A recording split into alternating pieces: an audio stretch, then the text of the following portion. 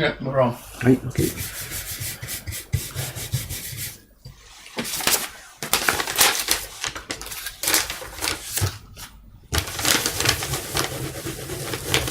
Does this come into the category of superb owls then?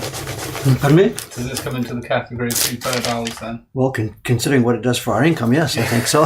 So absolutely. I think that it's not just one Sunday a year for this.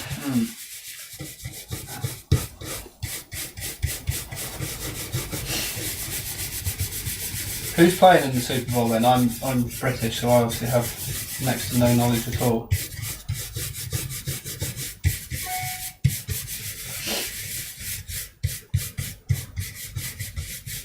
I don't even know when it is, time zone wise. It's finished already, or is it on now? I don't even know I should imagine it's like James.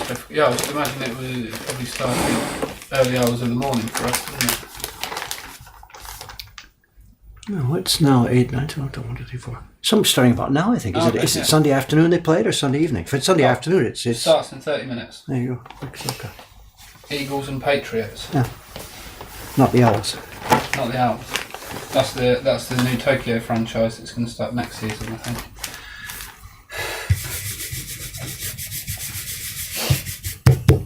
Yeah, it's good timing. I'm doing this today. I didn't plan it this way, but whatever. Super. We should have made a bigger deal about it. We could have got a lot more people watching though. I didn't think of that. So. Bill 5454. Is it broadcast in the UK then? Pardon me? Someone in here saying it starts at 23:15 in the UK. I think it's global, pretty much. That's the world's biggest sporting event, isn't it? Still, or maybe the World Cup soccer. I don't know close which is bigger. But I should imagine maybe in country by country, yeah. I should imagine that. Okay, what we've got here is there's 60 sheets in the pack.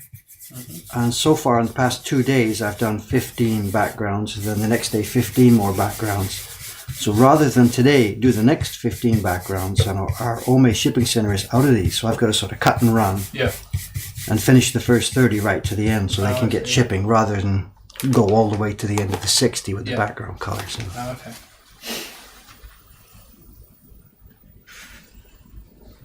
Oh no, someone's going to start the argument of football versus football. Whatever.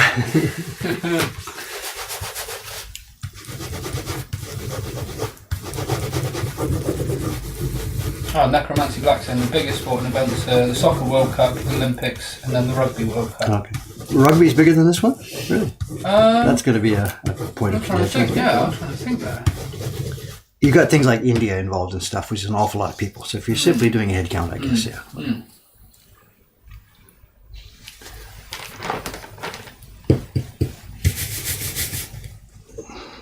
Yeah, I would assume with rugby, it would depend on where the World Cup was being held. Like the last one in the UK would have generated a lot because the English Rugby Union are the richest and most capable of putting on the largest event with the biggest stadiums and what have you.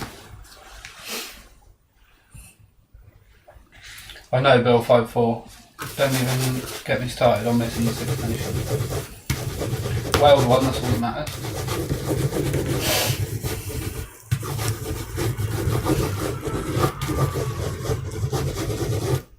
Turned into a sports podcast now. Yeah, no, thank you. So, I'd be clicking out already. I'd be leaving already if it was me. So if it were me, so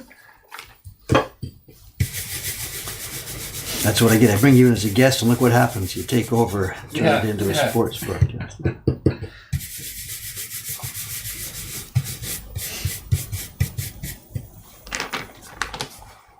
I've done the last couple of evenings. I've done some short Instagram live streams from my phone of walking on Tokyo. I've tested the printing here. Really? Yeah. I didn't know that. Yeah. Yeah, just broadcasting live from Oka, Hong Kong without telling me. Nice. Just ones from my phone on Instagram. They're not preserved, are they? Instagram stuff, are they? No, you can preserve them for a period of time. So you have like stories. Minutes, or years, or what? I think So I think it stays up for a couple of days, and then it gets replaced with whatever you're doing next.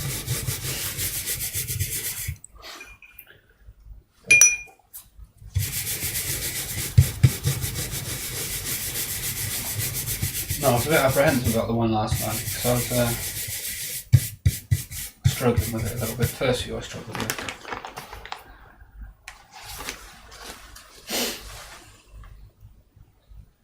Sylvian says the stream stays up for 1 day on Instagram.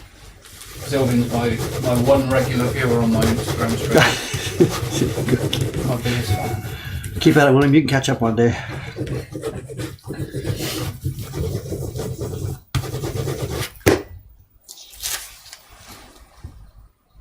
Are we in the camera? I don't know. Yeah, perfectly framed, yeah.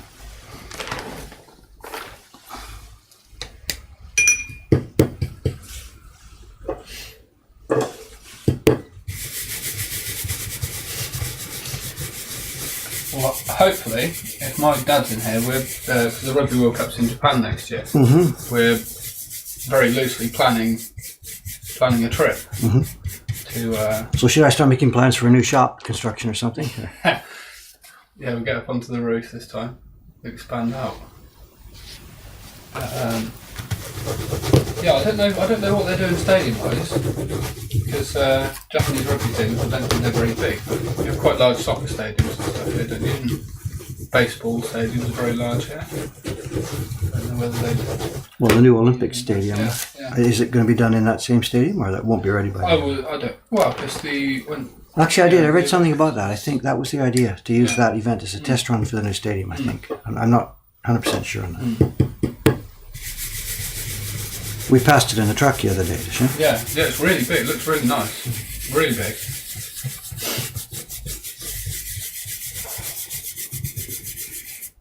It looks fairly accessible as well. It's not Centre of straight Tokyo. the freeway, isn't it? Yeah.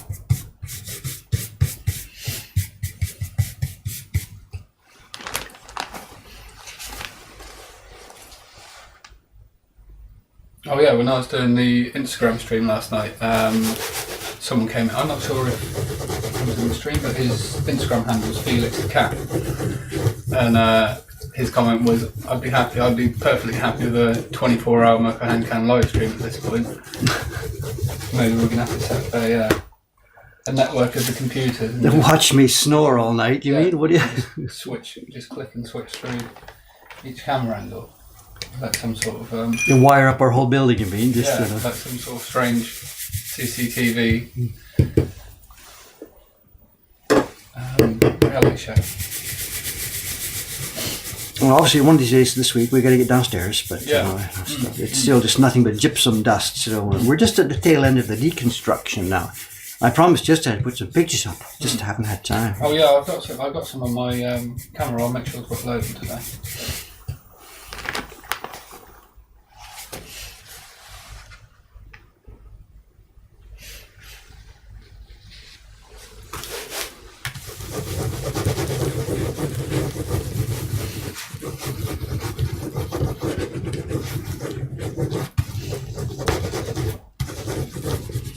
Oh, Sylvia, is your Instagram handle Felix the Cat?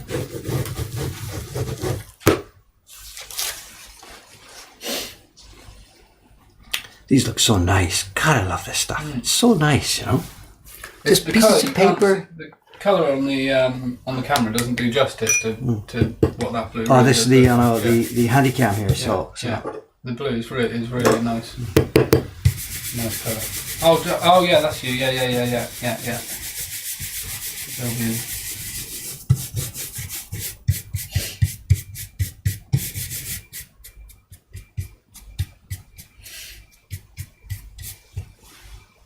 I think the majority of my followers on Instagram have all been byproducts of the stream. Of this stream? Yeah. So I'm trying to piece between people have different handles for each one, so it's trying to piece together each one. What do you mean? Their ID is different? Yeah, Instagram. Instagram Yeah. handle This might is be not different. Twitch. Yeah. So I keep trying to work out which one's which. So you're not streaming on Twitch much then? No, well, I will be once I get back. My I should have my mains adapter for my camera and stuff all sorted by that point. 30 minutes of a stream isn't really enough to get going, especially if you're carving. By the time you've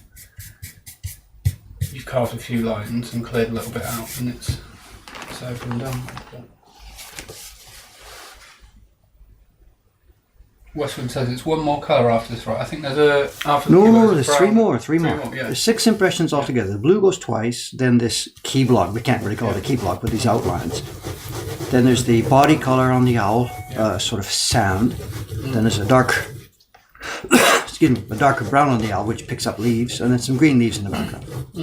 So 6 altogether. I should, if I keep quiet today here, I should be able to finish these 30 copies right to the end, I think. You know. We're also running it loosely. I'm doing this on purpose, just so everybody knows. You know, I'm printing the owl firmly, and I'm running it to the outside with a bit of a lighter touch on the baron. So. That was completely my intention while I was printing last night. Yeah, right. Those corners, yeah. Okay, tell us about it. I can try and answer this. Just out of curiosity, could you have done the black first instead of the blue background? Yes, and in a print like this, there's no key registration problem issues at all. The reason I didn't do the black first is because of the heavy pressure I did on the blue twice. It could have tended to blur the lines of the black a little bit. So I want the paper do the blue first with all the pressure, and then very light touch. Now, because the paper is totally flattened because of all that printing for the blue, I can use a very light touch on the key block here.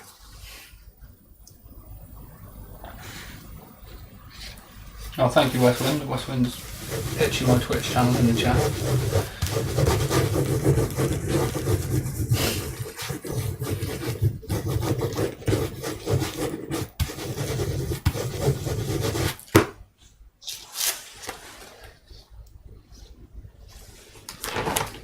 Stream seems to be holding up all right at the moment. A few dropped frames, but no one's complaining.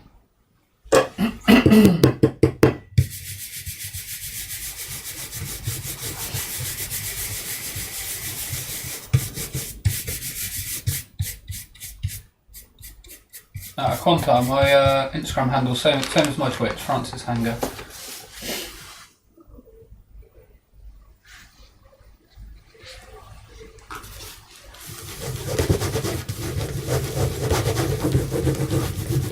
For the benefit of people who've come in late, I don't know, before the stream started today, I posted a link that might be of interest to many people. Oh yeah, I'll repost, yeah.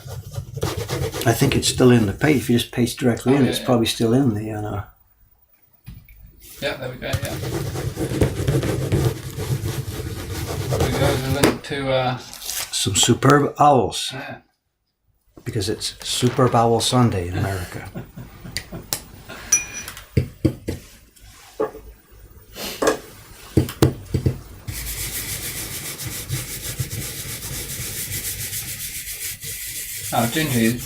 Gingy is the one that's updating the Mopan conversations. Ah, that reminds me. I know. I've got to get it. Yeah. Update the blog right now. So I know I've been really late in writing back to him. I've got it on one of these prints. But I need a physical address, and also we got to talk about pay. I haven't paid him yet for any of this stuff. Oh, okay, yeah. And it's been on my things to do list, and it just gets pushed down and down and down. So really apologize for him. No, he can hear me. Excuse me about being late for that stuff. I know. Very sorry about that. Yeah, he said he's updating the blog now. Okay. And I'm very sorry about ignoring you so much for the past month or so. You know, you've been helping us like this. So I need your physical address for one of those prints, and write to me again to jog about getting paid and stuff. It's a problem. Once something starts running smoothly, you forget about it. I just put it in the background and didn't even think about it anymore. So he must think I'm a bit of a jerk. No, he says no problem. He's been busy too.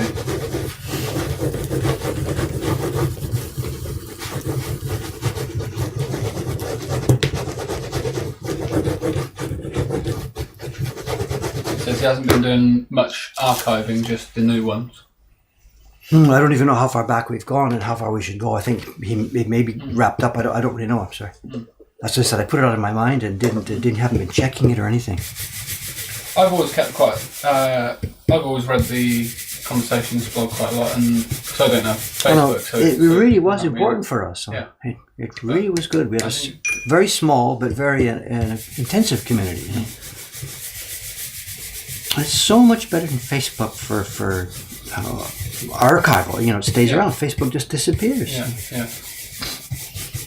Also, something else we should mention today. We learned yesterday in the stream here. We went up looking for it. The other places now where the documentary video is available. Okay, yeah. People talked about this in the stream yesterday. It's in the Amazon system, certainly in America and the UK, perhaps other countries, I don't know. It's in the Microsoft system. We're on Xbox. Our video is in Xbox, which somebody told us about yesterday on the stream. And again, that seems to be English-speaking countries. It doesn't show up in the Japanese one, but it's in Australia, America, Britain. And if it wasn't mentioned, it's on Google Play as well. That's where I got my copy. But wait. I went to the Google Play site last night and it said available soon. Oh, okay. Maybe it's because I'm accessing Japan. Maybe it downloaded while I was in the hotel on the first night. So maybe when I get back to the UK, it's gonna. Okay, let's put a question mark on that. So it's all over the place now. It's in iTunes now, in English-speaking countries. It's in Netflix in Japan. It's still in the Delta Airlines seatback system. Yeah. And the price seems to be. They seem to have similar prices. To rent it was, I'm thinking about US bucks. To rent it was $5 US, and to buy it was, I think, $11.99 or $12.99. Yeah, that works out about the same UK then. Yeah. And I don't know what renting means. You're allowed to watch it for a certain amount of time, a few days only, or something. Yeah. So from what I gather, from the point you download it, if you don't watch it, it will last for 30 days, and once you click play, I think it's about 48 hours. Oh, super. So you can pause it and come back the next day, or see it twice or 3 times or something. Yeah. And this is just streaming, but not preserving the rental. But the one you buy, does the physical thing download to your device, or is it simply you've got permission to see it later? My copy is downloaded to my device and it's stored in my. So you've got to have like whatever it is, 12 gigabytes or something. Yeah. Or unless you're storing stuff like in the cloud on an iPhone or on Google Drive. Oh, Captain Barricade says, "What video is this?" Might I ask? So when was this? It was about 3 years ago. So a company from Hollywood came over. Some American video company came over and made a deal with me and Jed to do a documentary video about the Ukiyo-e Heroes project. That was the idea. It didn't turn out to be quite a documentary because they had a script when they came, but whatever, long story short. So it's there. It was originally called just Ukiyo-e Heroes, and then they changed it later to read The Art of the Game, which doubles up with a couple of other documentaries about basketball or something, I don't know. And it's about me and Jed and the Ukiyo-e Heroes project. It takes the one print from start to finish. It talks to us and then talks to a bunch of the people in the background, the paper maker and brush lady and stuff like that. And it's not world beating entertainment, but if, on that Delta Airlines at the end of a 13-hour flight, after you've watched all the other stuff in the system, let's try this one, maybe we'll see what it looks like, So it is interesting. It's interesting. It's a good snapshot of the process as well. Well, pretty snapshot was okay, but it's nothing. Yeah. Oh, my dad's just come in with quite a good question. So the old blocks, the old hanger blocks, when they're worn out, do they get machined so they can be reused? So there's a couple of things. So one of the prints, the registration marks, one of the prints that have been done before, the registration marks were actually almost gone. So Dave had taken them back to Ome and using his router table, routed out the registration marks and then put a plug in. And completely redid them. I plugged in new wood in that spot. And he says, not machined, but reworked for reuse. Yeah, certainly. If they're worn down. Well, I was doing that last week on the stream. I recut some of the worn out parts. So. Yeah. So the block will wear from the brush hitting up against the edge of the lines. At the edge of the carved areas, and over time it will become very smooth and almost flattened out. So what Dave's done a few times on the stream, he's done it with some of the print party blocks and the hanger blocks and stuff. He'll cut plugs into places that are just too worn, or he'll just recut the areas and sharpen them up. Or just got a whole brand new block Yeah, from start. Yeah. From zero. Yeah, there was one of them on, which one was it? It was a little, like, cove, wasn't there? And there was a piece missing in the back behind one of the rocks. It was like a little stretch of water with a boat, was it? And there was an area in one of the mountains that had either been missed out at some point or gone. I think I remember that. Oh, I don't know. You're talking about my own blocks? Or No, from one of the Doi Hands blocks. It was in one of the YouTube videos, I think. I don't know. I just do it all the time. I don't remember any specific episode. Yeah. So. Yeah, it was a part. I think it was a passing comment in the commentary. It shows how many times I've watched the video today. I can remember your narration better than you can.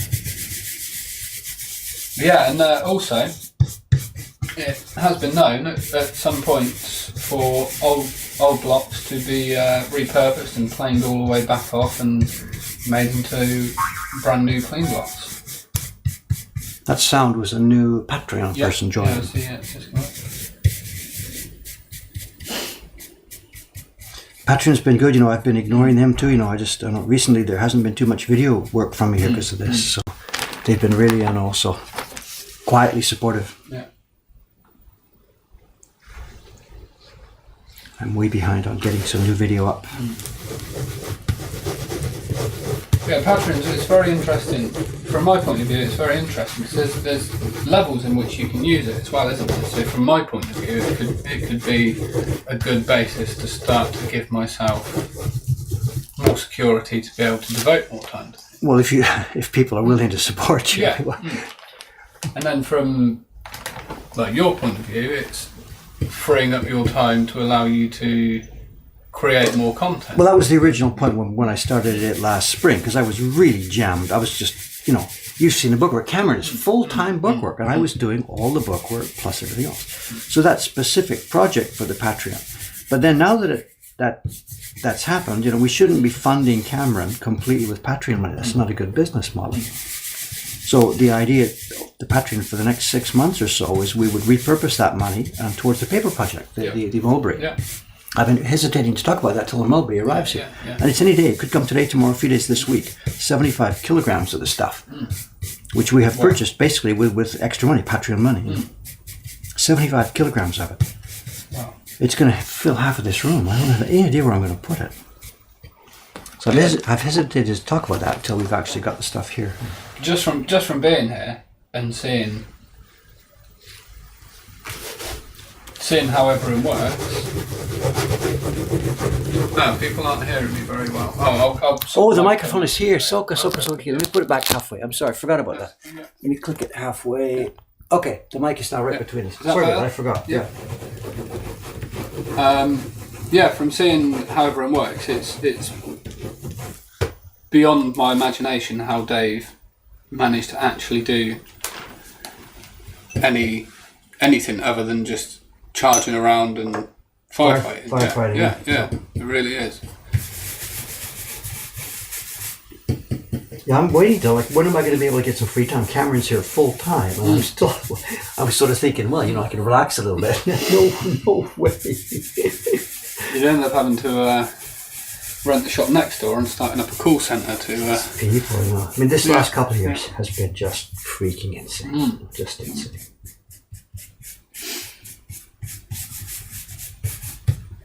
Oh, good stuff. There's the printmaking bot now has a link to the IMDb page for the documentary. Okay. That reminds me. I saw somebody popped me a link. Somebody has opened a page for that thing on Rotten Tomatoes. Oh, okay, yeah. At that moment, when I went to check it, there were no reviews or what's it called, tomato meter or something. I haven't got hold of it yet. So are we going to get tomatoes thrown at the stage or whatever? I think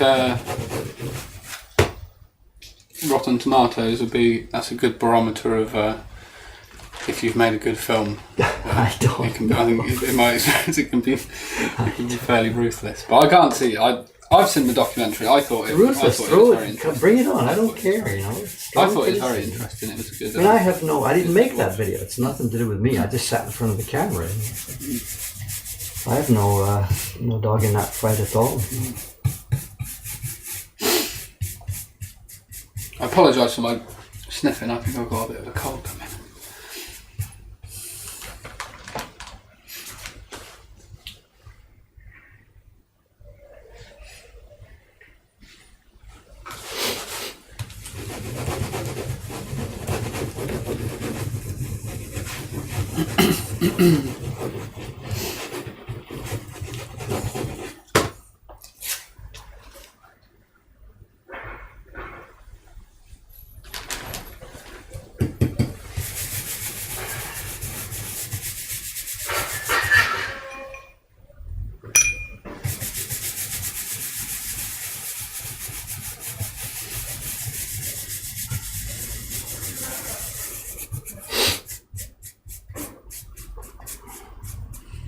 How's the stream doing, everyone? Have we got any? Have we had any drops? Significant drops? We're looking quite good on this end.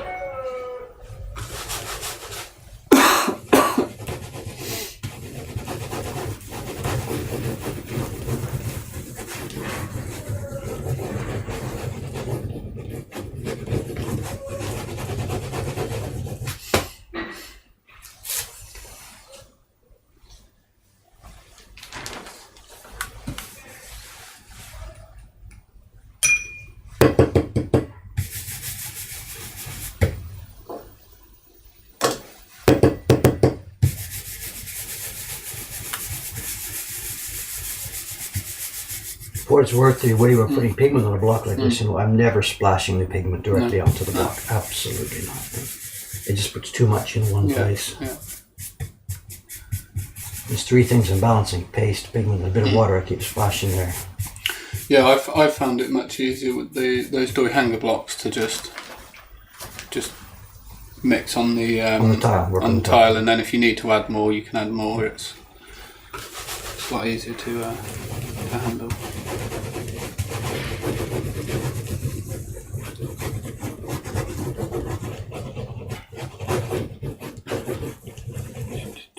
Something that I'm missing.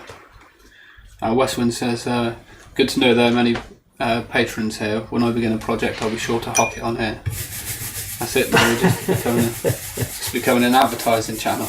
Is it transferable? Well, Patreon for one person might not be interested in what somebody else is doing. Yeah. So.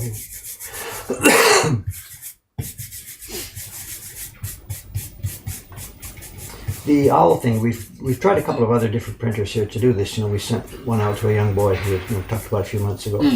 He did a sample batch for me, and they were all rejects. And the reason is we've got a circular image here. Yeah. And one really, really difficult thing about printing such a circular thing is, just a minute, let me get my bearing ready,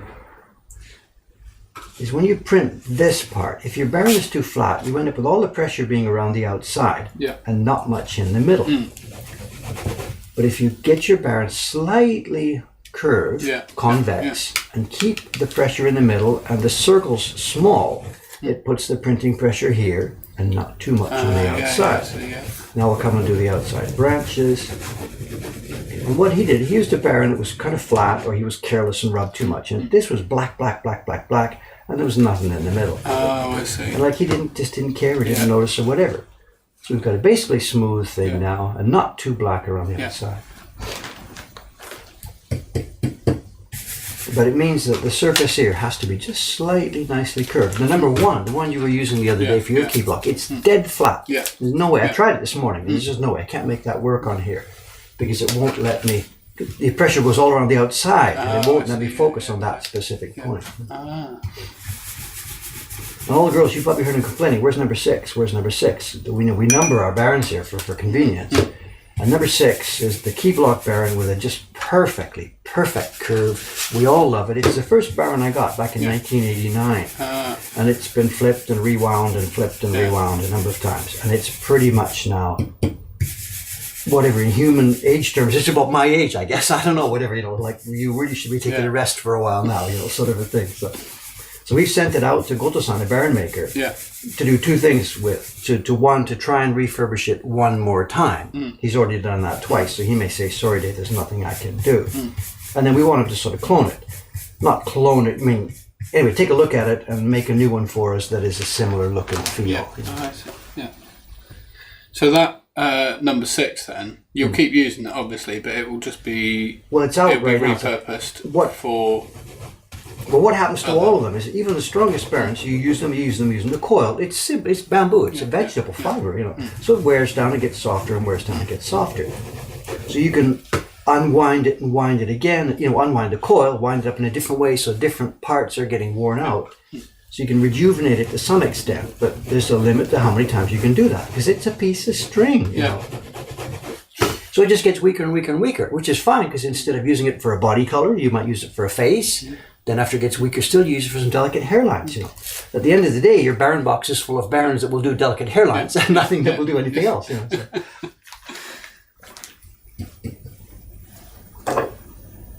So it's done. It's had its career now, and now it's in its retirement age. It'll be pulled out for just little jobs here and there. So. It's going to have its retirement in the south of Spain then at some point. And the girls, they've been overusing it. I should have pulled it out of circulation a few years ago, but it's been so good and so useful and such a nice Baron. Everybody loved it. We overdid it in the last couple of years. So when I opened it to retie it last week, I saw the inside and oh my God, that's it. Sorry guys, this is it. You got to get this thing out of here. And they're all like, no, I want to use it just a little bit longer, Look, this is done.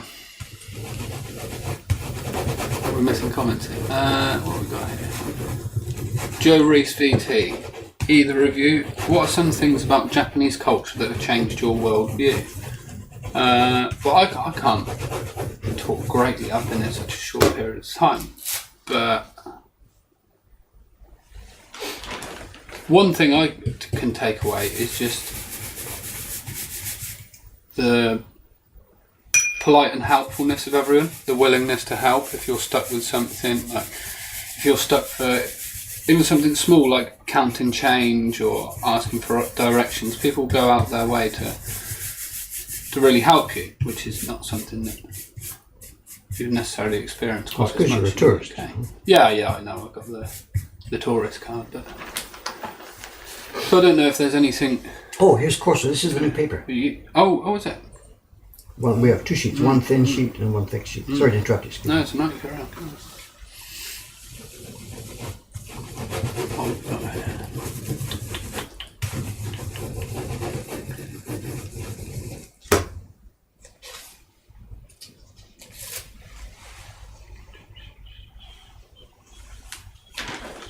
The next one's a thick one.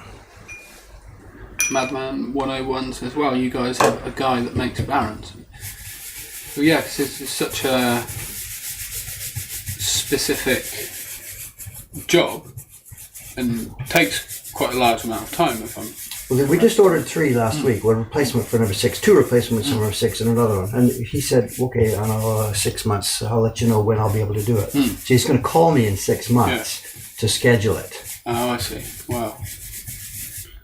Does he go out and source his own fibre? Yes, he's got his bamboo. Yeah, he's got a rented. He leases some land, a mountain down in Kyushu, where the weather is just the best for this. Yeah. He goes down there at the season when the bamboos are shedding their sheaths. Oh, okay. Because you can't let them sit on the ground. If it's raining and it sits on the ground, that's it. You're dead. They rot. So he goes down there with a tent and camps out there during a couple of weeks when this is happening. Yeah. And just spends all day walking the mountain in his area, collecting good ones. This is why they're so expensive. There we go. We've got a really good question here. The $6 million question, Will. How is Japanese beer compared to British beer? Wow. Well, Japanese beer has very few types. It's lager. Basically, Japanese beer is lager, period. In Britain, you've got, more options. Yeah, we have ales and stuff. Yeah, so back in the UK, we sort of have a thing of every time the food shopping gets done, we'll just pick a selection of beers and stuff and just pick the ones with the best names. Like you get the First Carrot and the Old Lady and things like that, and we just test it. Just test it as we go when we're watching the rugby at the weekend. But Japanese beer, the craft beer scene here is at very incipient levels, almost nothing. 99.999% of beer here is lager. When you go in the restaurant, the place we ate last night, you don't even know the brand. It's just Toriwaizu Nama, draft beer, please. And whatever particular company that bar has tied up with is what you get. So Japanese beer is boring. I'm sorry. In summertime on a cold, hot day, bang, it's wonderful. The rest of the year, it's a boring. whatever, from my point of view.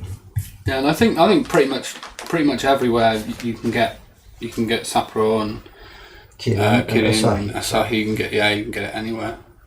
It's good. I don't mind it. I don't. Yeah, but every day. No, I've been here 30 years. Every day. No, thank you. There is one place I know. I haven't seen any cider here, but I know there is one specific place that specialises in cider. I mean, isn't there are, like I said, there is an incipient craft beer movement here. Here in Asakusa, there's a pub called Campion. It's a British brew pub, and they've got 4 of the stainless steel huge tanks there, and they're brewing there. But it's 900 yen to get a 2/3 pint, So it's coming.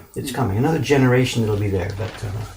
Yeah, I'm a bit more. I quite like my ales and stuff. Things like that. That chip shop around the corner there, the Malins there, they've got Boddingtons. Oh, okay, yeah. Yeah, and we have, I don't know if anyone's going to have heard it. They might do, actually. Anyway, the Hook Norton Brewery. They do a lot of ales and stuff. It's a couple of miles down the road, and they still go out round all the pubs in the area on a horse-drawn cart with their old barrels and stuff that they've been going years and years and years. That's how my grandfather died. My mother's father. He was a drayman. What do you call it? Delivering the barrels. To breweries. Yeah. And he had. I wasn't born yet. He had on a delivery parked the horse and wagon out there. Lifted one of these things up on his shoulder. Somebody spooked the horse. It backed up. Oh wow! Smacked him against the wall of the brewery. Wow! Along with a ton. Wow! What a way to go! Sorry to interject that. No.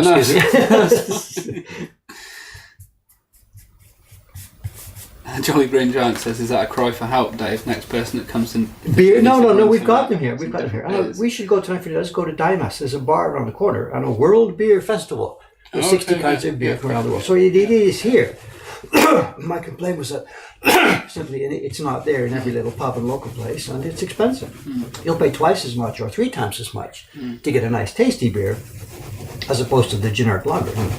So I'm not, it's not that I don't have access to anything. You don't need to bring me a care package, but it's coming. It's coming.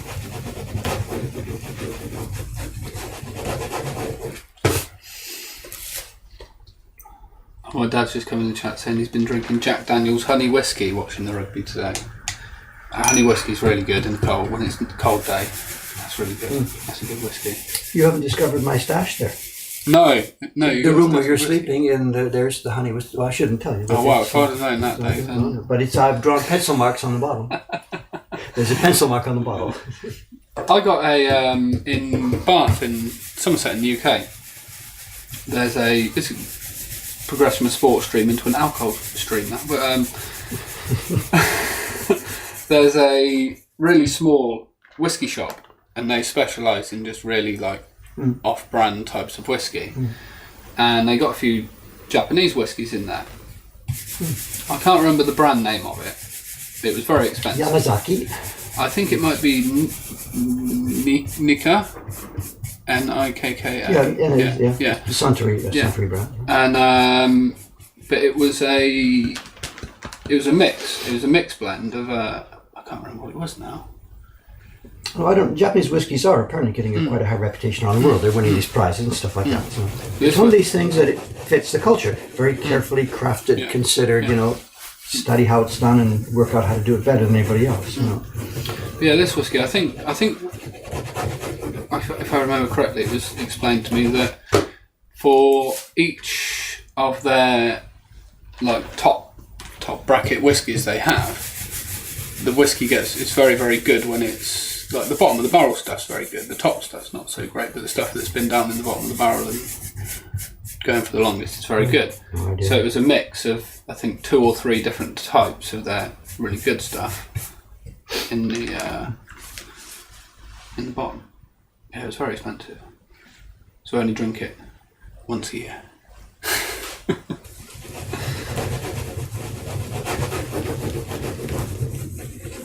We actually, a few months ago, we had to clear out a house. We do some work with some solicitors and stuff, and there's an old man who'd become a bit infirm and stuff, and he'd moved into a home. And all of his stuff, he just requested all of his stuff just be sold and got rid of. He didn't have any use for it anymore because he was going to go into this home. And the old solicitor called him and stuff and said, would you want to come down and help out? He's got some old tools and stuff if you'd like to have a look. And he was in the Navy, and he's got his old liquor cabinet. And we look in there, and I have never seen, without being in a liquor shop, I've never seen so many bottles of whiskey and rum in my life. And the old solicitor's there going, I love that bottle of whiskey, I love that bottle of whiskey. We ended up driving back in the van with more bottles of rum and whiskey than tools.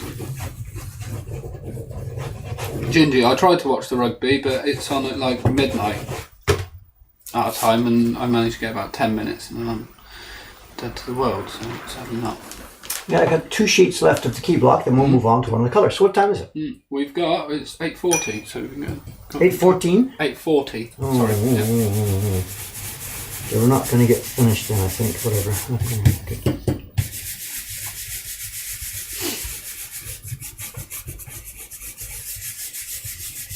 King Kennedy says, who is the pencil mark on the bottle for? On your bottles of whiskey. Well, considering I live here by myself, I was joking. But now that William is here, I should start this policy, I think. That's all. It was a joke. That's for the, what do they call it? I can't remember what it's called now. The drunken ninja. So it's when you come back home drunk and you have all your stuff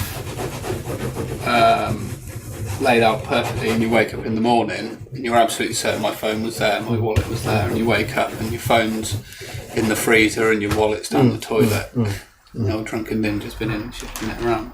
The dangerous thing about the pencil mark system is, of course, after the thief has taken his shot, he just tops it up with water. So.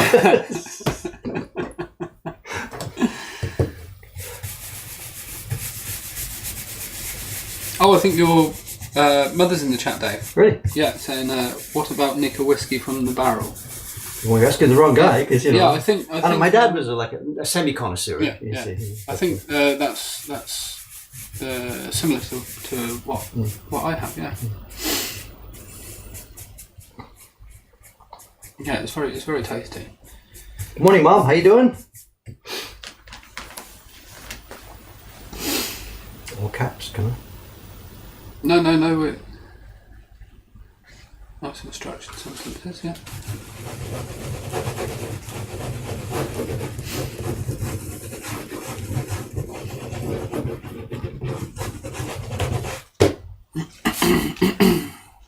Okay, there's the key block done for this batch.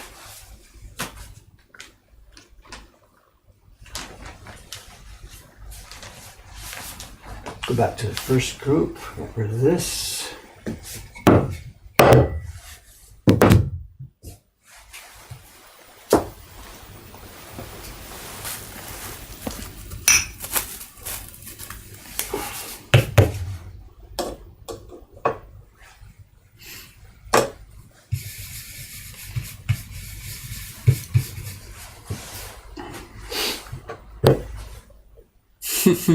Printmaking bot now says if you type the command for owl, it says these goddamn owls. What's the new viewer supposed to think about that? These goddamn owls are going to pay our rent. Yeah. It's okay. I love it.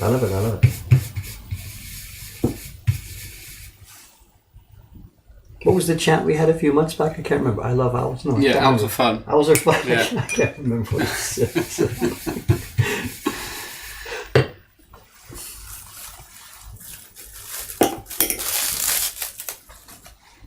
It really was a good choice. Good choice of image. Absolutely. Absolutely. It'll have to be hard to top it next year. We'll have to go through the whole owl family. We'll have to find whatever. No more. Not enough. But actually, Grey owl. it was a series. And we searched up a little bit, and that publisher published it. It may have been actually a small book album. I'm not really quite sure. There's a bunch of single sheets left over that all match the same format and the same size, and they've got the same sloppy printing. Okay.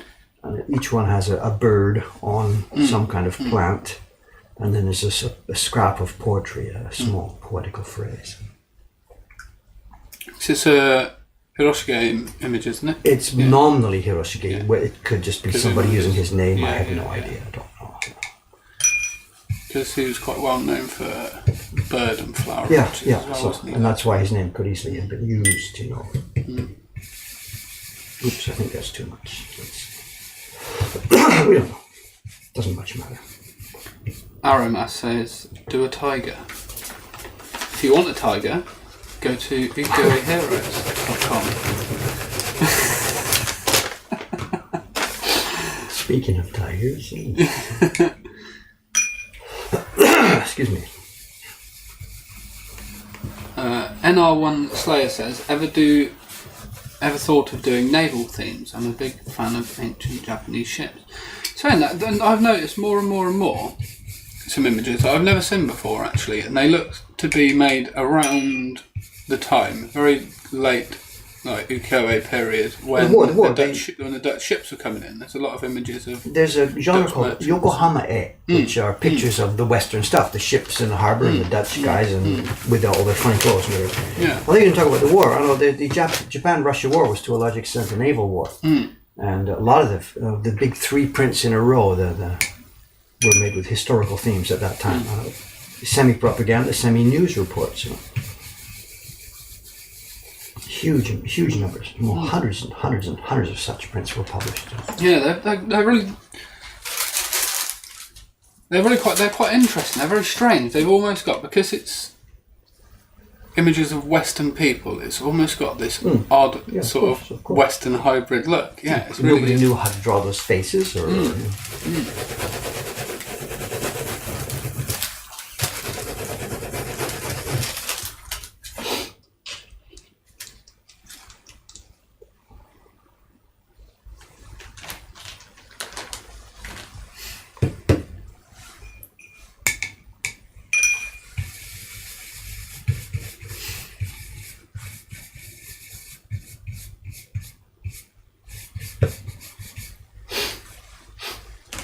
Slapstick Mojo says, so you do the colours after the key? I thought the darkest was last. So traditionally, No. yeah, You can touch it. yeah. So traditionally, if you're going to look at where's it?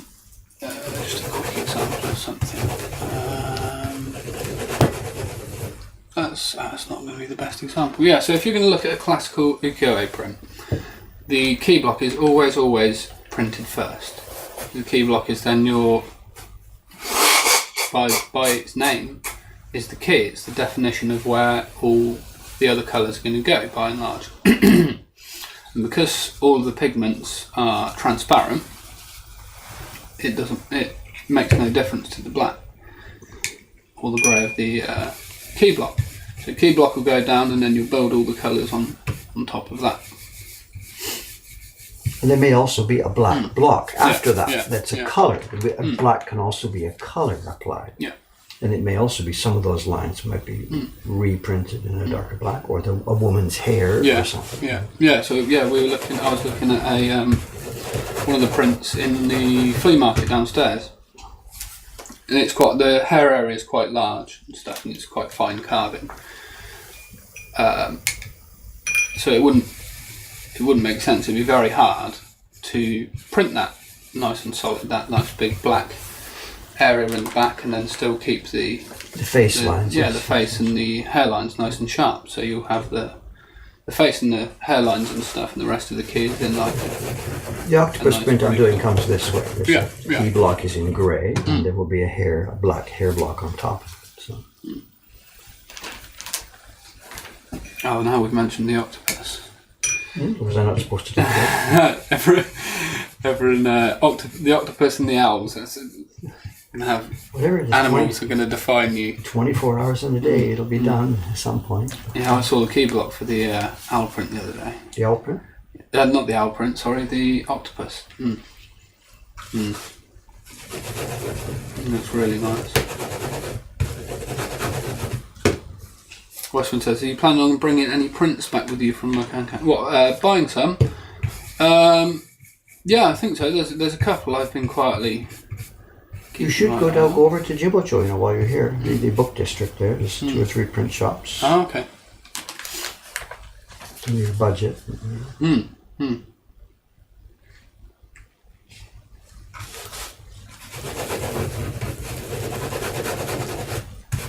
Necromancer says, key blocks are not often pure black, Grey. Yeah, yeah. Absolutely. Yeah, you see quite often in some of the show era reproductions, they've just gone overboard. very heavy. Absolutely. That's the 20th century style or post-war style. It's bizarre, awful. It's the single cause of conflict between me and the other workmen in town. They just don't get it. They think key block is black, and it never was. Westwood says, any gems in the flea market? They're all gems, all of them, every single one of them. We haven't been successful at getting that online at all. But it is building a really nice, there's a really nice, interesting collection. And very soon to be a nice way to browse them. Tooting your own horn there, sir? Hopefully. Yeah. I'm setting the standard high so I can, I've got to match it then. Got to match the chat.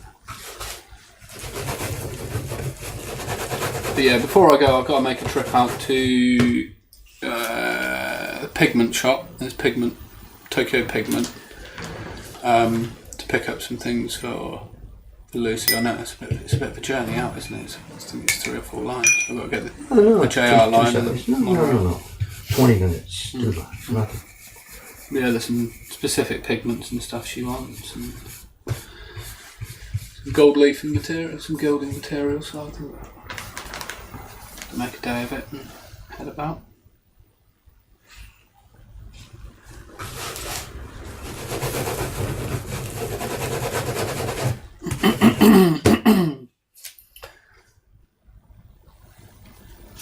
Bento83 says, is the black ink always a carbon black or are primary blacks ever used? In brackets, a black made from primary colours. No, we're using carbon black, obviously. Sumi here, Bokuju, ground. What it is physically made from, I don't know. I think traditionally, I can't remember what it was now. I think I might have read somewhere that it was... It was pine needle soot and just gathered up, of course, mixed with glue to make the sticks. So. Yeah. And the glue used in it, is that... It's on a horse/cow, ox, whatever, animal hide. Yeah. It's still available. Not this one, eh? No. We're talking about the glue for the sewing.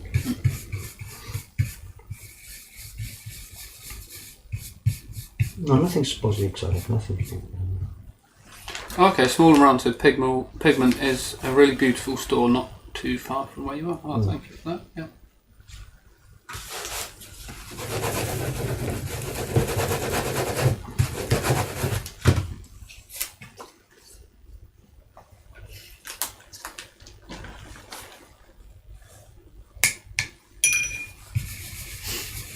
There's just too many nice things I want to buy in Japan. Not enough. Too many nice things and not enough pennies in the bank.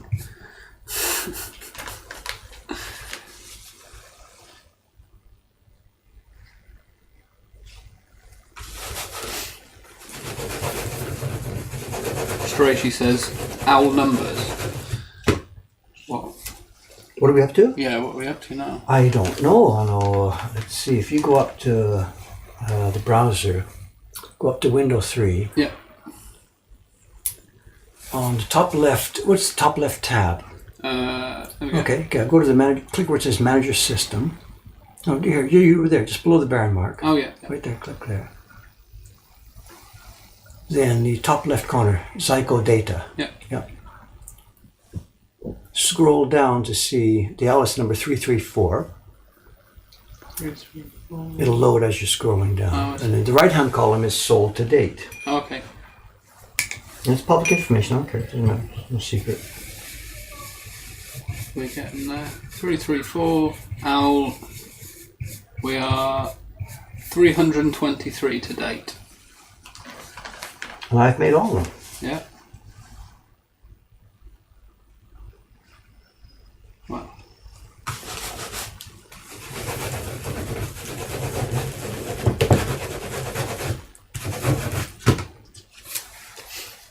With another 60 coming.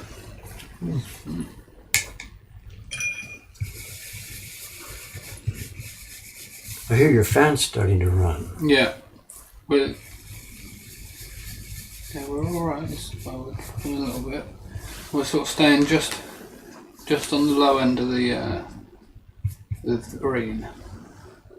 Oh, it's coming down a bit now.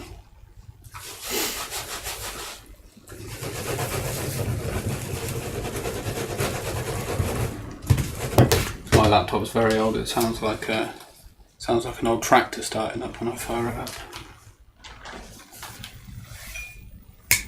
Slapstick Mojo. How many prints do you get out of a block like that? Well, it's not very aggressive. Tens of thousands. Yeah, Tens of thousands. This will be being used long after I'm gone.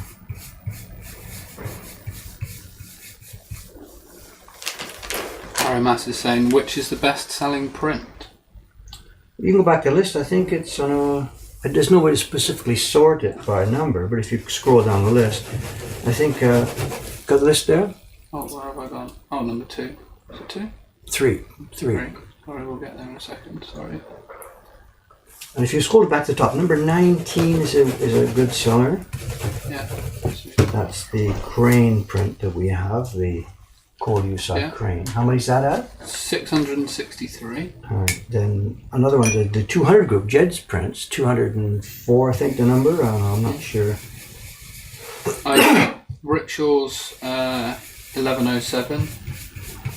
Wow. First two, Rickshaw and Fox will be the two big ones there. Yeah. 1107 and 1037 respectively. Then back up the list, I'm not sure, but also big ones. Great Wave for 983 now. Yeah. Yeah. It's a lot of prints.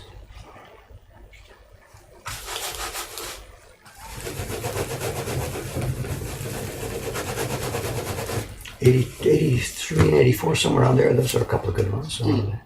Heron and Iris. Okay, I think we have. We're buffering quite. Yeah, kill Safari. Quit Safari. Yeah. There'll be some web content that's causing trouble. I can hear your fan. Shall I do it from number 9? Go up to window number 3. Yeah. Just Command Q. Just quit Safari. Okay. Then I think on one of the screens the activity monitor is there to try and show what's going on. Do you know how to use the activity monitor? No. I'm just going to go through. So we're all there. Number 2, it's fine. Number 3, it's fine. Number 4. Oh, the activity monitor is on number 3. Okay. Click the CPU tab. Oh yeah, we're on it, yeah. And they should show you what's running wild or what's heavy up at the top. They should be sorted. Should be at the top of the list, the heaviest. So I'm looking at CPU type. It works. Oh, it's fine. It's on. That's fine. So we're right. Right now, 6 is just tabs. There's nothing crazy in there. Let's have a look at the thing. Yeah, don't muck around. Let's get back to the broadcaster window. Ah, we're looking alright now, yeah. Yeah. Zombie Boss says, Dave, how many unique prints have you made? I have no idea. I mean, how many different designs? I have no idea. I don't know. I've done the 100 Poets first. The next 5 years was the Suleiman albums. 50. I don't know. Then the following 18 for the Mystique series, 12 for the Solitudes, 24 for the Hanga Treasure Chest. There's 8 so far in the art series. Every year a New Year's card starting in 1989 until about 6 years ago when it went over to the staff. Then stuff I did training before I started selling prints, that was a couple of dozen. I don't know. A lot. Yeah, but I'm thinking of it basically as a 25-year career starting in 1989, you know, and then almost given up now for this. I don't know. It would make a really nice exhibition, I tell you. It would make a wonderful exhibition. It would. You need a big room. Yeah, Those Solitudes prints are crazy. Yeah, carving, yeah. Yeah. They were a bit silly to do it that way, but whatever. They're really fun. I think it's a really good outlier to have in your catalogue of something like that. Breakaway and stuff. We're going to try and get them back in. And so I've got them in the drawers. I've got 100 of each or so left. Oh, okay. Just haven't got the books made.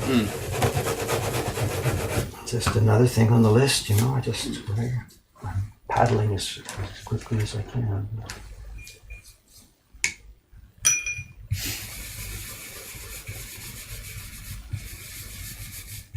And the stories are really good. The stories are really nice as well. The stories, they marry in perfectly with the prints. It's really fun to. I've read it online and seen the prints and stuff online. Actually, it's not online. Only the first one's online. There's excerpts from the stories, but you can. I did find all the prints with the prints are online, and they have a 1-paragraph excerpt. And then the story for the first print is fully online. The rest of the ones are not online. I've got to get around to it one day.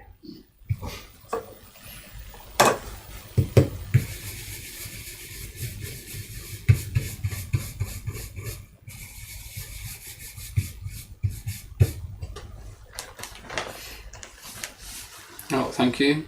Someone said, never seen the Solitudes, and instantly there's a link. My favourite is The River in Winter. I just look at that, the one of the moon, of the full moon, and it blows my mind. It's worth mentioning too, on that website, the Solitudes website, each print has its own page, and one of the links on that page links to a slideshow. Okay. I took scans of every single impression of every print, and there are slideshows that show the accumulation of colors, and some of those are kind of it won't work on mobile. They're flash based, but I have to redo it at some point. But if you're in a standard desktop machine, they're stunning. Those slideshows are stunning. Yeah, that moon one is just it's insane, and the river with it's like the rapids and the breaking waves and stuff. That's 3 years. 3 years of my life. So I assume the carving was just endless bits and pieces and just. Was it strange then moving from that back to line based? Of course. Line and stuff. Did it take you a while to get back in the swing of? I don't know. I didn't really think about it much. But just listening to a lot of music, listening to BBC radio.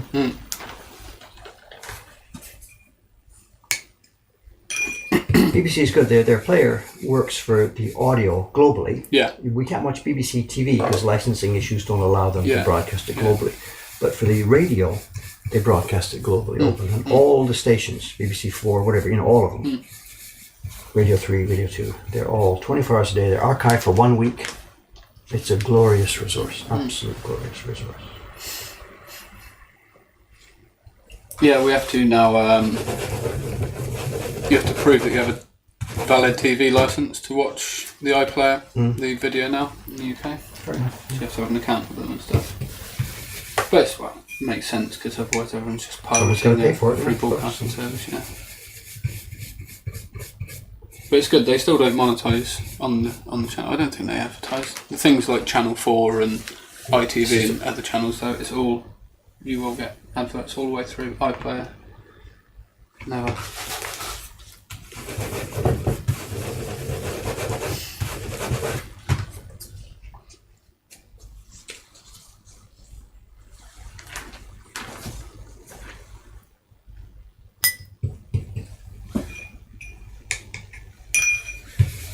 What's the time situation here, sir? 9:04. We've got 25 minutes.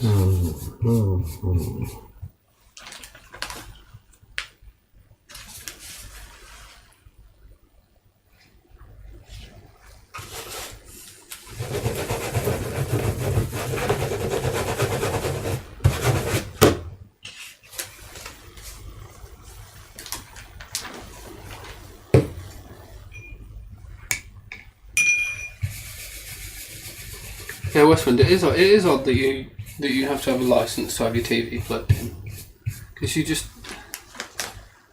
You can just watch everything online. I don't understand. Like, you know, I can't see that it will last a great deal longer with streaming platforms and stuff.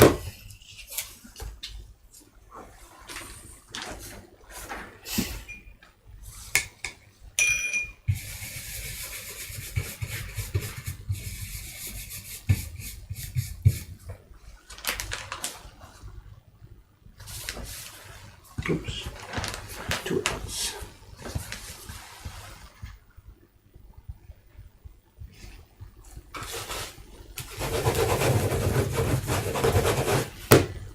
Bento83 says, media's in a strange place right now. Unfortunately, everyone seems to want to create their own streaming platforms and fracture the market.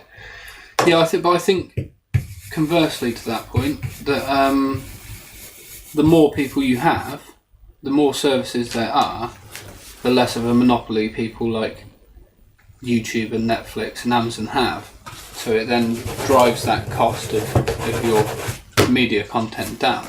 And creators then have an option on which platform they can... Yeah, for little creators like this, but how are you going to get stuff like Blue Planet, you know, or that BBC series? That requires massive resource bases and huge revenue. Well, you look at Netflix now, they've just... They've got their own production studio and stuff, don't they? They're producing but those BBC series, you know, I can't see that. I don't know. Well, I think in very soon you'll see subscriptions for YouTube. You will have to subscribe to view basic YouTube content. I think that's the thing that they'll develop in the future. But there will be more people that come up that will. Well, you look how Netflix came up. People said that Netflix wasn't going to last like it did, and now it's arguably the biggest movie media platform. Yes, but yeah, I know YouTube Red's that, but I can see it progressing out into the wider YouTube.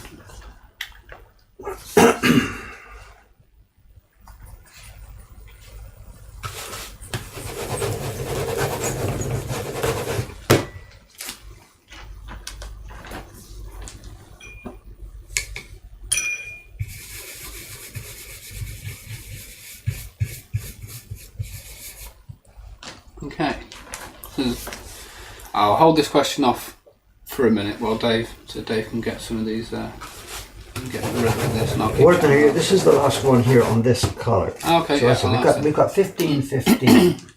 We've done 2 colours. So what I'll do next now, instead of doing 30, I've got 2 colours left, and if I do all 30 sheets of both those colours, we won't get finished while people are watching. So we've got 15, 15. I'll take the first 15 now, and I'll do both these colours on this group, so we can get to the end so people can really see this thing. So Caminal Legend says, Dave, I've seen you deal with many challenges during your work, and you always succeed in conquering them. I would like to know about one time that you tried to overcome some challenge during your process of work and failed ultimately, and how did you deal with or learn from that? Oh my God, I'm not sure what to say. There's a long story. Until I was 29, practically everything I did, I failed at everything. Everything. We sort of talked about this before. You know, I was going to be the next James Galway, the classical flute player who turned the world upside down and stuff like that. Didn't quite work out because I didn't have the skill or whatever.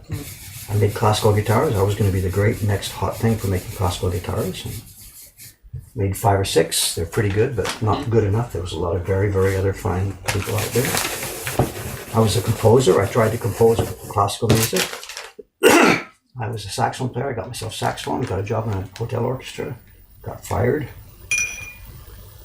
The young lady I lived with when I was in my early 20s said, "That's enough for you. I'm out of here. Go and live with somebody else." You know. You can sort of write this script. By the time I was 29, everything I had tried to do, everything. I was a college dropout, didn't make it there. You know, my parents thought I was, oh my God, what have they done? You know. So everything I did, I failed at. But I didn't know it. I was just thinking, okay, well, let's try something else. I didn't think I was a failure, looking back on it now. I didn't know I was failing. I just I kept thinking, oh, I'll just change my mind and do something else. You know, it's sort of a denial. You don't recognize that you failed. It's just, okay, let's do something else for a while. You know, sort of an approach. You know, the one where I really, really learned that I had failed was in the flute thing, because I had been coming up, and the piccolo player in the Vancouver Symphony Orchestra died, and it was auditions, and I knew all the guys in the orchestra. It was my job, you know, just you have to walk in and take it, but they have to do auditions because the law says you've got to allow other people a chance to get the job. And I got blown, totally, absolutely blown out of the water by a very, very, very fine young Japanese player. And it was clear, and there was no more denying to myself in the mirror, you can't do this as good as this guy can do it, and you didn't get the job. Now what are you going to do? I don't know, psychoanalyzing myself, just whatever, you know. I'm confident enough at my basic skills and my intelligence that, okay, well, that didn't work, and clearly I didn't work hard enough. Don't sweat it, just what else are you going to try now, you know? So it's not a crisis of confidence or anything, it's just, oh well, let's move on to something else. And the culture I lived in, unlike the culture here back then, allows that. You know, Western society, whatever, you can screw up and get back up and screw up and get back up, you know, you can just keep going endlessly. So I'm not sure. This particular one I lucked into when I was 29. I started making prints just for fun as a hobby. No idea for, you know, being what I am now.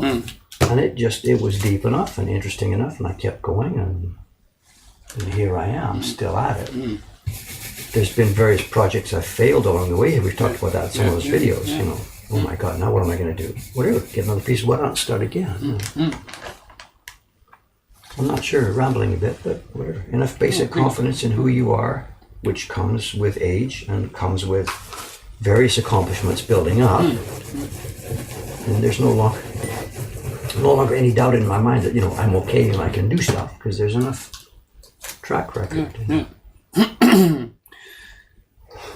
Moving on from that, Westman says, didn't Dave stay at a sky jumping facility at one point in Ontario? Yeah, and in fact that was interesting. We could do the psychological analysis part here, because I had worked for a music company in Vancouver quite successfully, quit them to go and do the sax thing in the hotel orchestra. Got fired by them because I was no good at it. I was mucking around town in Vancouver trying to get gigs with sax. And one day I was on a job next to the guy who owned a music store where I had worked before. He says, look, our Toronto office is chaos. We need someone who can help organize it. Can you do a couple of months down there to help put it together? I was broke. So I said, sure, whatever. So I go to Toronto to help manage that Toronto office. And I'm good at little organizing and doing this. So I sort of put it back together. But what I couldn't do was I couldn't do the sales thing, call up the supervisor of music for Brockton Schools and say, hey, good, let's go out for a drink and let me show you our stuff, you know. And I just couldn't do that. And that was really an essential part of the job, not just organizing the office, but getting out there, promoting your stuff and talking to the guy about what kickbacks are necessary. You know, I mean, I don't do that sort of thing, you know. So I was failing in that job too. Here I was stuck in it. I'm like 27 or 28, you know. And I don't even know how it started. Somewhere I saw an ad in the newspaper, whatever. Come and try our weekend jumping plan. And I'm a meek, mild-mannered little mouse, but I think I can see what happened. I think I was 29.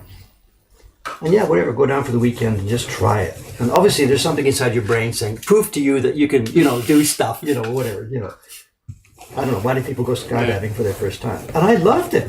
I had such fun that first weekend. I scared myself crapless. You know, you come out of those things with brown pants, you know.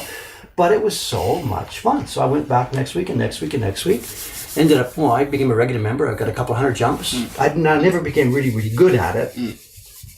But I became confident at it and enjoyed flying around the sky and stuff like this. And then one day I told the guy, look, I'm not doing well on this job. I'll find somebody else who can fill in, and then I'm out of here. And he said, okay, I get it. And I quit. I found somebody else who could, you know, just take over for me, and I quit. And I got on the train to go back to Vancouver, and in the seat next to me was this little young lady from Japan.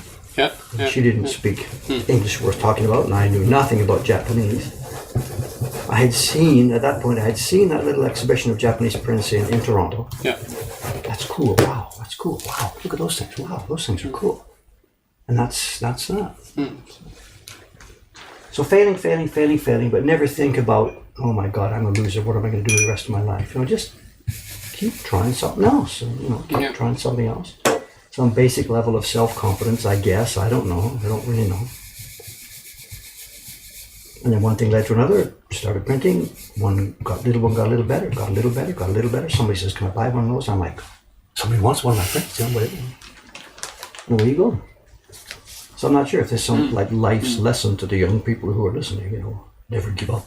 I don't know. I don't do that. I think it's just the case. I think everyone sort of just bumbles around, and especially when you're young. In our society these days, it's allowed to do that. So it's encouraged to do that. Yeah, I certainly did it. I had great aspirations of being the next, like, big comic book illustrator. How old are you now? Someone. I'm 20. I'll be 28 in July. Okay, so a year before the age I was when I first started printmaking. Yeah, and I'd done that. I went to college. Found out very rapidly I'm just not of the disposition to be an artist in the sense of creating stuff. I don't have that technical ability. I don't have that mental capacity to just draw out of my head and create amazing things like Jed can. And I think that's Cameron just come through. Yeah. Everyone's saying Cameron's late. We've got a crap load of work on his desk today. We gotta get going. Yeah, and then I went and did graphic design. Enjoyed that. For a little bit, I was a web designer for an insurance company for a couple of years. That was tragically boring. Building insurance products. Went back to university and dropped out in the first semester. Started in September, dropped out by Christmas. And then thought to myself, so like at that point I'd seen some prints, I'd been watching Dave's videos and stuff, and I thought, well, I'm just going to have a go at this, see what happens.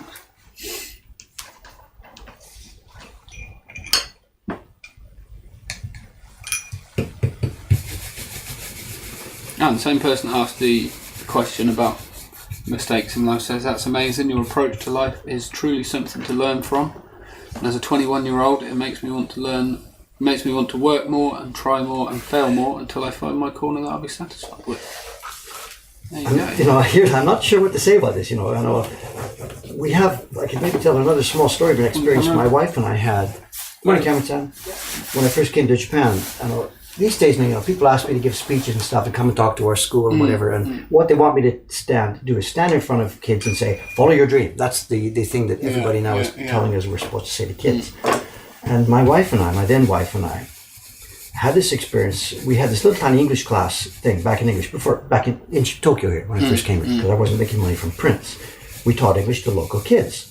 And one of the boys there, he was just, I think, in the middle of late middle school, coming up to high school. And he seemed to like English. He wanted to be a rock and roll thing. He wanted to play guitar. And in Japan, that wasn't permitted for high school kids to do. So my wife got the thing, look, it's okay. Canada's a big free country. You follow your dream. Tell you what to do. Well, I'll help set you up with an English college school over there. We can quit school here. You go over there and do this thing. And his parents almost sued me, whatever. What are you doing to our son? And my wife got with this boy and they made a plan and she helped sponsor him. Off he went to Canada. He quit school here and off he went to Canada. Wow. And he totally fucked up. He couldn't do it. He couldn't learn to speak English. He couldn't get a gig with a rock and roll band. He came running back to Japan like 2 or 3 years later, tail between his legs. And now I don't have any contact with him. Now he's a garbage man or something. So, what's the point to this story I'm telling you? I mean, there are, follow your dream, maybe if you have some specific good combination of skills and luck and, hard work and whatever, bang, bang, bang, bang, bang, it might happen, but it might not.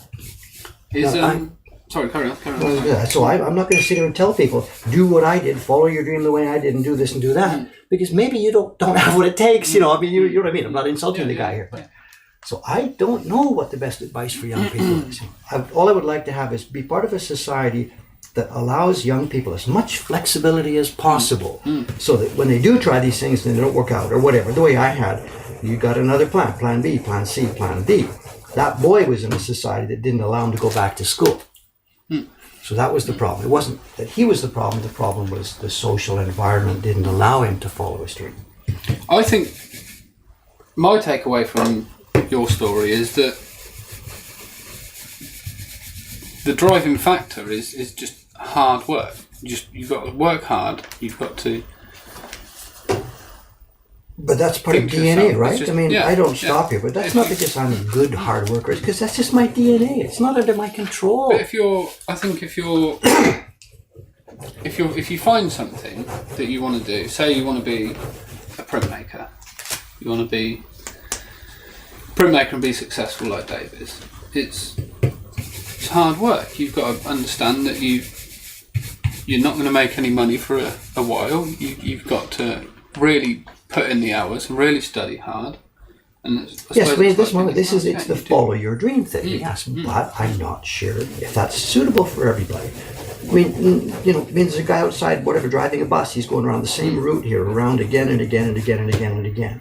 I couldn't do that. But maybe for him, that's that. He's happy driving his bus, goes home to his wife. He knows what he's going to be doing the next day.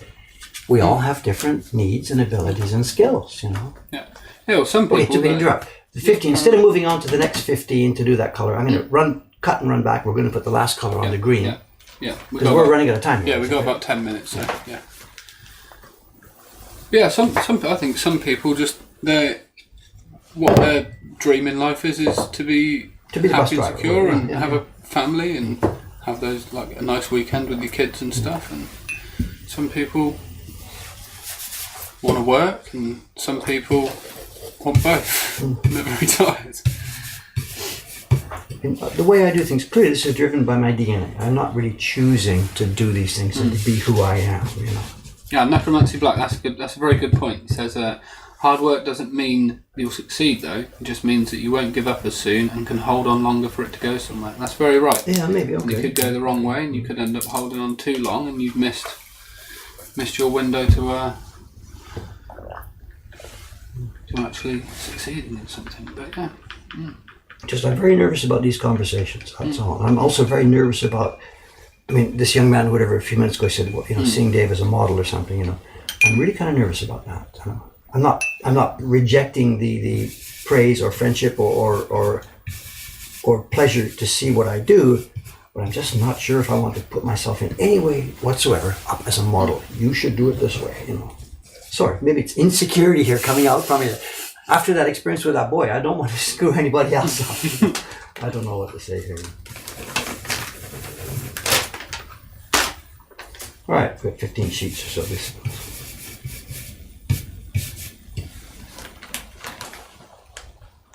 But keep difficult questions. But it's all things that when you're 21 years old, you don't care about it. You just think you have this whole plan. And you think, all right, I'm doing this. I'm going to do this and stuff, and then you progress, and you realise, well, you've got to buy a house soon. Well, or not, You've got to have somewhere to live. You can't just sit in your... Well, that's something that's quite a defect in our society, the idea that, when you're in your 20s and 30s and starting a family, that's the part we should make this investment in buying a house. It's bizarre, and all these old people are sitting in houses that are paid for that they don't need. Our society is quite mixed up in the way it's organizing these things, Putting huge financial burdens on people at this stage of life when they should least be taking them on.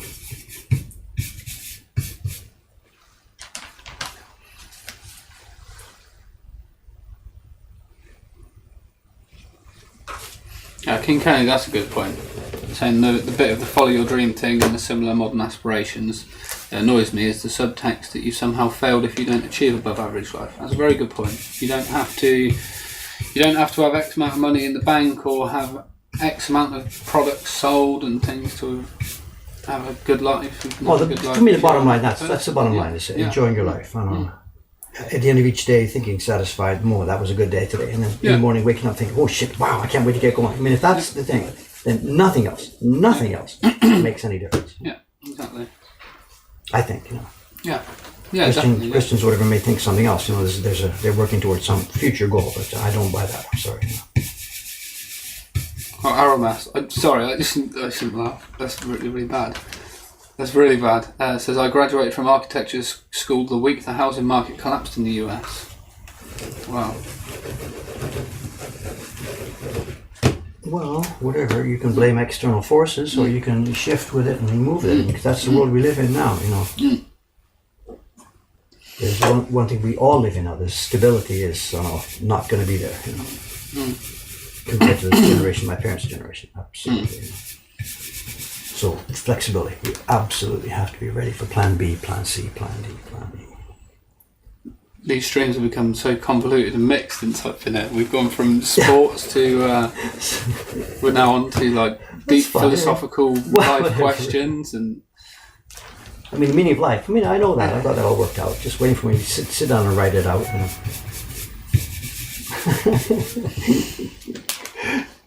My daughter and her boyfriend had a talk like that. I was over there last year, and I think as a half a joke, he said, he poured me a beer, or whatever. Then we sat down, and my daughter was getting dinner ready, and I said, "Okay, Dad, what's the meaning of life?"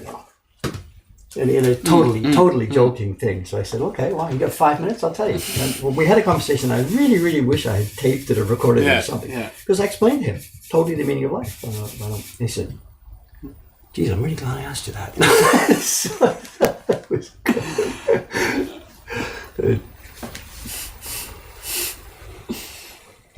I think it was the second beer, which maybe helped or something.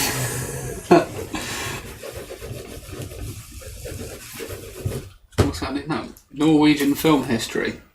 I was in there yesterday. Are we replaying yesterday or something? Are they pulling my leg on this or whatever? Yesterday, Norwegian film history was the theme of the hour. Yeah. I haven't read that so much. I didn't catch it yesterday. Oh, Dave, you've done your acolyte quest. No damage there by your admitting you have the. The answer to life. Yes, I do. It's a bit late in today's stream. Let's talk about this tomorrow. And you think we're building the new shop downstairs? That's actually the acolyte church of Barron. So we're going to open the shutter on March 15th, and ta-dam. 500 yen and. We can't be a religion because we haven't been asking for enough money from people, Yeah. I mean, our friend the printer Nababi-san, he's into that Soka Gakkai thing, And my God, the money, he just pays basically everything he earns just goes straight through to those people. Wow. I shouldn't mention that. Cults. Last night I saw a very interesting Louis Theroux documentary, the Scientology movie he made. It came out. It's really interesting how that's all set up and stuff. It's really interesting. Yeah, so you get the tax exempt status as well, Dave, if you're... You encourage insecurity in people and then show them how you will make them secure. The absolute classic of all religions. Encourage insecurity and then show them that you have the answer.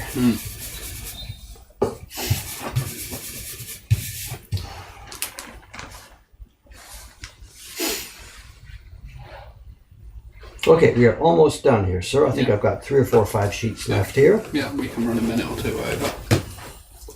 He's looking all right. This is the final one. What I've done on all the prints here, I've kept the color weak at the edge. I've used my barrel to get loose.